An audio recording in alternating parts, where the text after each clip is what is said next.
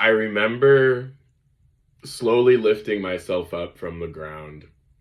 I don't even remember if one of the nurses came running over, but it hadn't quite hit me yet.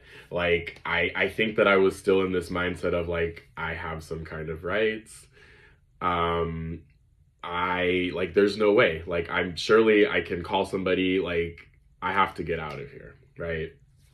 So, um, the next thing I remember, I don't know if it was the immediate next thing that happened, but still in that first, I don't know, this was like 5, 6 p.m. It may even have been later. I don't know.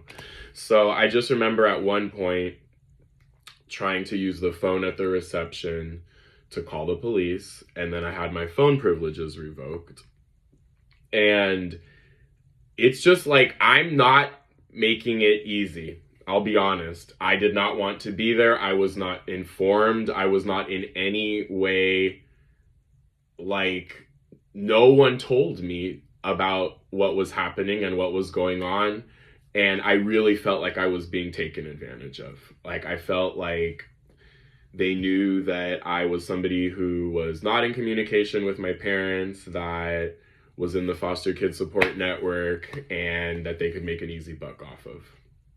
So I remember there was kind of one nurse, I won't say her name, but she was like kind of real with me, and she told me straight up, she's like, listen, she said, this is how it is. Like, I just want to be real with you. I get, like, this has happened before where it's like people get stuck in here, and I just want to be honest with you. She's like, this is how things are going to go. You need to act correct so that they let you out and so they don't slap on a 2-week hold, is how she told me. And this nurse was like my lifesaver, my guardian angel. And when I heard the 2-week hold, I was like, holy shit, like, that's what I definitely don't want. Again, I know I'm going kind of out of order here, but with all due respect, my time in the psych ward was a little unhinged, if we want to put it this way. And mind you, I'm still in the first night because I haven't gotten to that night yet. So so you have to keep in mind that, like, I'm having reasonable conversations. I'm trying to get out of here, and it's like the person, not to say anything about people with mental illness, but there are people in there that are like screaming and throwing things. There are people in here with dementia. There are people in here who are like talking and giggling, and that's just not me. Like, I'm literally, I don't think they knew, because they did not have any kind of record. As far as they knew, which is why I think they held on to me, I was still a student. So for all intents and purposes, I was still an enrolled college student, right? So again, they saw the dollar signs in their eyes. That night, before I had this conversation with the nurse, excuse me, which may have even been the next morning, but I started being super obnoxious, and I started pushing things around in my room. I started moving the bed around, I started pushing things around, and in retrospect, I do feel a little bit bad for the nurses, I'll be honest. Not all of them, especially not the one in particular I'm going to tell you about. But they didn't really sign up for this. I didn't either, but it also wasn't their fault. And a couple of them did try to reason with me, I'll be honest. I was so flaming pissed off that, like, you weren't going to reason with me. So finally, one of the nurses said that I was going to get a shot in my butt. And I was like, the devil is a lie.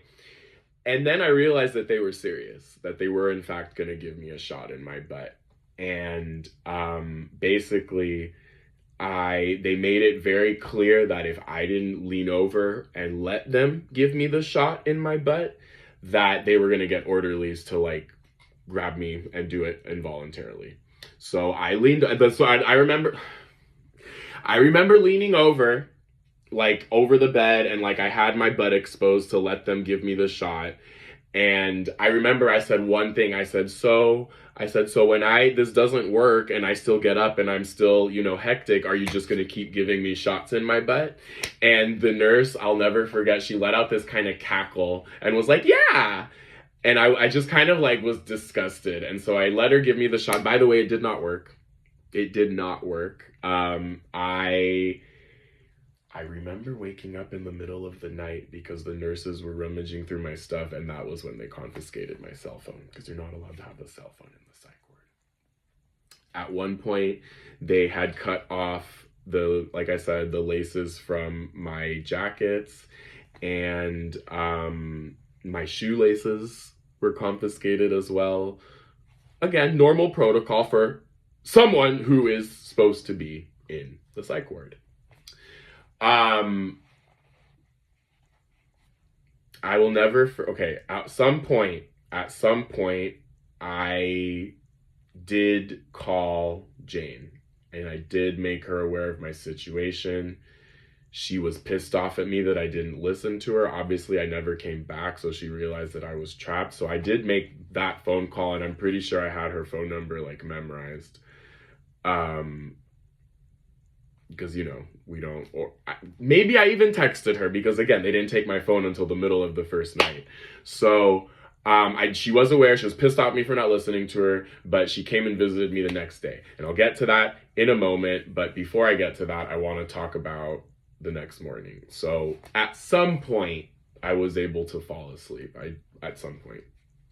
And I woke up, and I was awoken to a team of doctors standing at the base of my bed, at the bottom of my bed, and they're kind of like asking me all the how you feely questions. And at this point, I believe that they had gotten in touch with my psychiatrist, and so they had compared notes. Because at one point, I believe it was on what would have been the second day, I realized that she had actually approved of my stay, because that was somebody I had also tried to reach out to get them to be like, yo, can you tell them I'm not crazy so I can get out? And no, she actually, like, I felt the ultimate betrayal.